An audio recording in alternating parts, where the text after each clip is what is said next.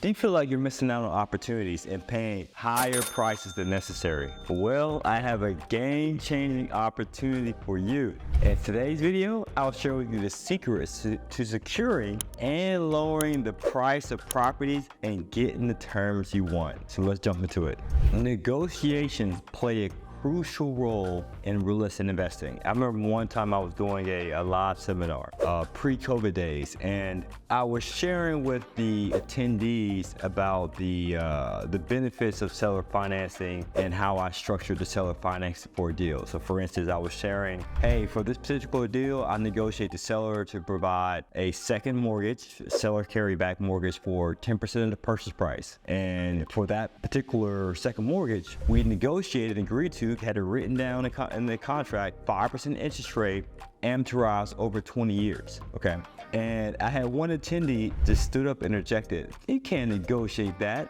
Why on earth would the seller who's selling their property, for one, agree to hold a second mortgage for you, which means he will receive less money at closing? And two, why would he give you a second mortgage at those terms? They seem way too great and beneficial for you and not for him. And I said, well, that's a really good question, attendee who just interrupted my speech. But I have a question for you. Have you ever taken a course in negotiations? Silence. So it's important, right? With any business endeavor, whether it's real estate or business or what have you, you have to understand negotiation and use it to your leverage to get yourself the best deals out there. Prior to starting the negotiations on the deal, it's important for you to do your own research, your own due diligence, so that way you can come equipped to the closing table, or to the negotiation table, I should say, to be able to somewhat get the price or terms that you want.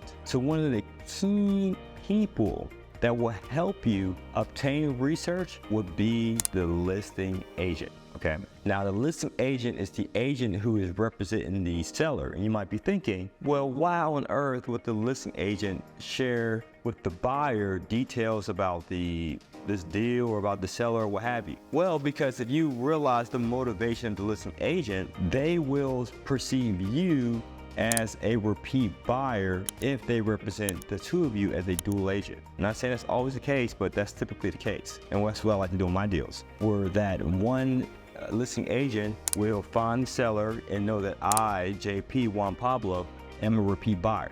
So they want to consistently find me deals on repeat because they see me as a consistent paycheck. The listing agent sees me in that light. Does that make sense? So when you have a listing agent, the listing agent will provide you with the research, the evidence and proof and so forth that you need, such as, these are the two most important things you need to receive from the listing agent. One, the motivation of the seller, and two, the condition of the property. If you're like me, you might invest out of state in more profitable areas, so you might not have that luxury just to drive 20, 15 minutes down the road and happen to take a look at the property, right? So you might not be able to do a physical inspection. Sure, you can do your online research, see pictures online, but it's nothing like seeing it in the flesh, right? However, when you get that listing agent should be able to share with you the condition of the property, meaning, well, I don't know exactly what's wrong with the property, but it looks like the roof might have 5 years left on it. Or it looks like the property's in decent shape, it's 100% occupied, but I think if you renovate unit 3, you're gonna increase the rent from $500 to $650 a month. So the listing agent may not be a certified contractor or a certified property inspector. They may not be a general contractor or an appraiser, any of the sort, but the listing agent should be able to give you some insight in the property's condition and which you can use for negotiations. And the second key piece of information you want from a listing agent is this, the motivation of the seller.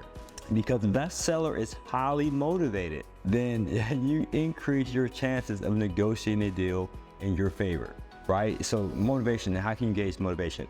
If the agent shares with you that the seller needs to sell and not wants to sell, then you know you got it. Because a need to sell situation are things such as the following. These are the red flags you can tell the seller is highly motivated. One, the seller is facing a divorce, some sort of illness, or have high hospital bills or something of that nature, whether him or herself or their family, whoever's in their vicinity. Another thing is that they have 2 different jobs in different states, and they can't afford 2 housing payments, or even if it's just an investment property, They didn't want to be an out-of-state landlord themselves, or they're a burned out landlord. That's another reason, right? Or if they're facing a foreclosure or a bankruptcy. All these things are buying signs that the seller will be more than likely to negotiate with you. So in total, you want to find a listing agent who can provide you those two quality pieces of information: the condition of the property and the motivation of the seller. Now, after you reach out to the listing agent and you know the condition of the property and the motivation of the seller, depending on that data that you receive, right, from the listing agent, what we like to do when we start off our offers is we like to start the offer at 80, 85, 90% of the asking price. So for instance, to make the math simple, right? If the seller is asking to sell their 5 unit for $100,000, we'll present their first offer anywhere from $80,000 to $85,000 to $90,000. You might be thinking, well, how do you determine that price? Well, it depends on what type of market are we in. Are we in the seller's market, in which the sellers have the upper hand and they typically get higher prices and so forth negotiated? Or are we in a buyer's market, in which the buyers get an upper hand? So if I'm in a buyer's market, yes, I'm starting my offer 80% of the asking price or lower. And I'm talking about a buy and hold property, a property in sweet, great condition, tenants already in there, rent received, so forth. I'm talking about the buy and hold real estate strategy, about 80% in the buyer's market. But we're in the seller's market, depending on the motivation of the seller, the condition of the property, it may be 80% plus, 85% up to 90% or so forth. At the end of the day, you always want to buy a property with some built-in equity, but depending on the state of the property, the motivation of the seller, as well as what type of market we're in, are we in an economic upturn, economic downturn? Are we in a buyer's market or seller's market? Are we in a boom or are we in a recession? All those factors come into play in regard to what you should offer. But based upon what you offer, I typically want the agent to respond back in regards to if the seller will accept it or not. And the seller counters back at my offer, right? And let's say the numbers still work, meaning they still meet my criteria, then I may accept it. Or if they don't meet my criteria, then I'll give them a counter offer just in regards to the max that I'll be able to purchase this property for. So that's called the maximum allowable offer. Now, it is key that you do not compromise your metrics. So if you have a certain cash flow you want, a certain built-in equity you want, certain return you want, the bottom line is the bottom line. If the seller's not able to meet that, then you don't move forward, and you must be willing to walk away. And the mindset to always occupy is this: it's just numbers. Don't get emotionally attached to the deal, being that you spent some time, some research, you really like the property, and you really want to buy it. You don't ever, as an investor, want to overpay for property. You don't ever, as an investor, want to acquire a property in which the numbers just don't work. So make sure you consider all the outside factors, right? Whether in a recession, a boom, buyer's market, seller's market, and all that good stuff that I just outlined, the motivation of the seller, the condition of the property, and use that as your basis for sending your initial offer. All right, here's another secret that I want you to apply as well. You have to understand that negotiations is give and take, okay? Because we had one client, for instance, and there was a 5 unit listed for $120,000. I know you might be thinking, a 5 unit for $120,000, that's crazy. It depends on the market. You always want to buy properties in markets that are affordable, right? Even if it's not in your own backyard.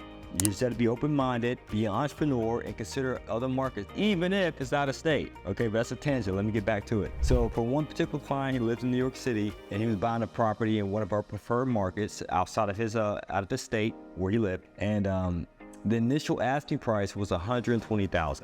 Okay. Now, being that he's a client of ours, so we spearheaded the negotiations, we were able to knock off $20,000 off that $120,000 purchase price. To the point we got the property under contract for $100,000. Okay, you follow? 5 units for $100,000. That's $20,000 per unit. But once we came to the due diligence and we did a property inspection and we saw a full, detailed laundry list of repairs that were needed, guess what happened with our client, the buyer? He started to pull his hair out. Oh no. I see there's another $10,000 worth of repairs that are needed. I want the seller to provide me with a credit at closing of $10,000 to go towards his repairs. So of course, we're going to do our best to negotiate that, right? But the seller stopped us cold in our tracks. The seller said, I'm not giving you anything at closing. No more cash back at closing. No, I'm not doing that. And I had to share this with the client. Well, to the seller's point, we just took off $20,000 off the purchase price, right? And there's $10,000 worth of repairs. So if you do the math, you netted an additional 10K.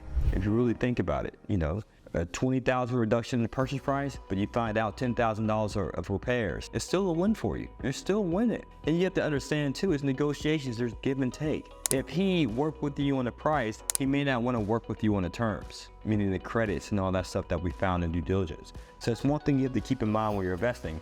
If the seller is willing to work with you on the price, so that your criteria, your investment criteria is being met, but the seller may not be willing to work with you on terms later in the deal as you're doing your due diligence, then you have to see if we're using our mindset give and take, if it's something you can potentially do. Because oftentimes this happens too, where the seller may be in the mindset of, this is a particular price that I want. I want $120,000 and I'm not accepting anything less than that. Okay, well, when we get to due diligence, hey, well, we see there's a long laundry list of repairs. We need to get $20,000 or $15,000, $10,000 of repair credits. Plus we notice this, plus we notice that. Plus we want to negotiate seller financing. Plus we want to negotiate. Then you can start playing that game of give and take. Hey, we gave you the price that you wanted, 120. Give us the terms and conditions that we want on the opposite end. So one final thing I like to say about negotiations.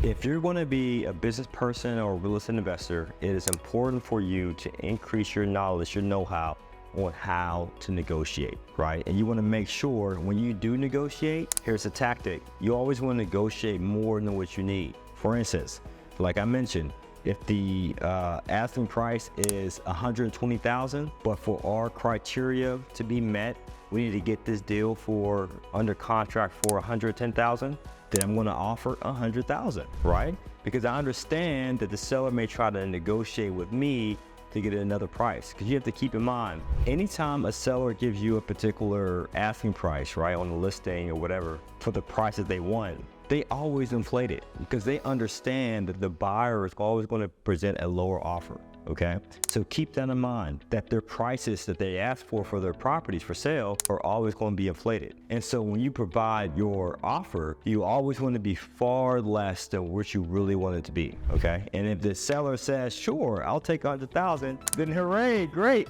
I would have settled for 110. But if he said 100, let's get this bad boy on the contract right now. Okay, so always keep that in mind. And last, if you guys are in that mind state of acquiring more properties, because you might be that real estate investor who lives in the expensive A market, the New Yorks, the Californias, perhaps Florida, Illinois, Washington, D.C. areas, in which you might not have affordable multifamily properties in your locale, then what I want you to do is just check the resources so that way we can help you with that. As always, guys, this is to your success. Continue to earn passively, live passionately. Take care. Peace.